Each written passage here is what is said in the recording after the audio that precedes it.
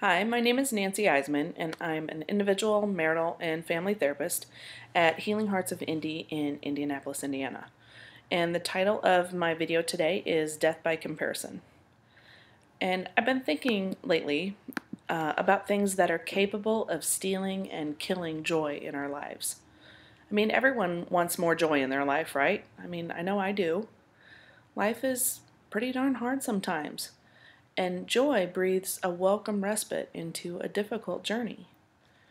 I wanted to talk today about one persistent, internal, covert, and completely changeable behavior that can rob you of all kinds of joy. It's comparison. So I was thinking about something as simple as one's salary, for example. Perhaps someone has an income that is sufficient for their basic life necessities. They can make ends meet, and they have enough. They feel rather content, feeling blessed that they have a place to sleep and clothes to wear and food to eat. And then what happens? They find out that Joe, who works down the hall doing the exact same job, makes $2,000 more a year.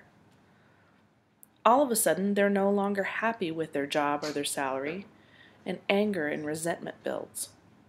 Immediately gone is the joy, the outlook of blessing, the gratitude of having enough.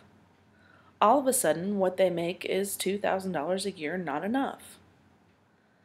Likewise, someone who makes $200,000 a year can feel like they're having a hard time financially, while someone who makes $20,000 a year feels blessed because they have enough to eat and a place to sleep. Comparison to the norms of the world and what you think you should have can steal your joy in a heartbeat. So, what about relationships? The same thing is true when people look at the lives of others and say, I wish I had, or at least you have. What happens when we compare what others have to what we have? Usually, one of two things. First, our joy is gone because we don't have as much as someone else, and we pine for more. Or, two, we become judgmental or condescending, finding ourselves better than because we have more. Both are joy destroyers.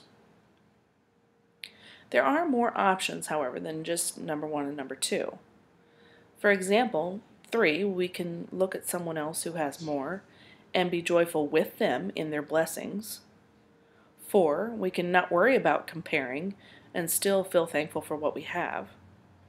5, we can see that someone else has less than we do and share, for example.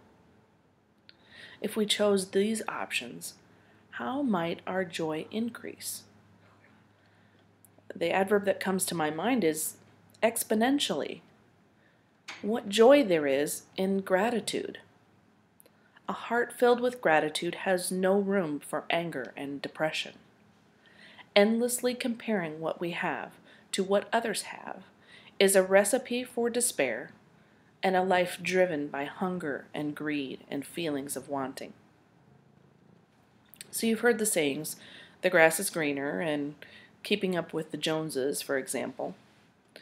You never really know what's going on in the lives of others, the hardships and the obstacles and the pains they face. When it comes down to it, they're on a different path. They're on a journey to grow them in the places that they need to grow. It's not your journey.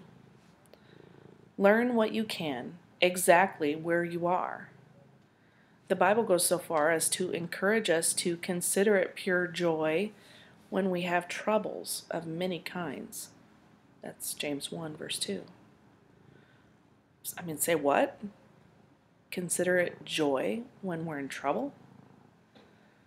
But it's absolutely true. Embrace that truth. You are not a victim. Your troubles are there to teach you. Your circumstances are a classroom to learn in, and you can change how you feel without changing any circumstance. Accept the challenge with joy. Well, that's what I have for you today. If you enjoy my videos, please feel free to share them via social media or forward the link to someone who you know who might like to watch. If you'd like to make an appointment with me, please feel free to email me at Nancy, Nancy, at healingheartsofindy.com, and I'll be happy to help you. Thanks for watching.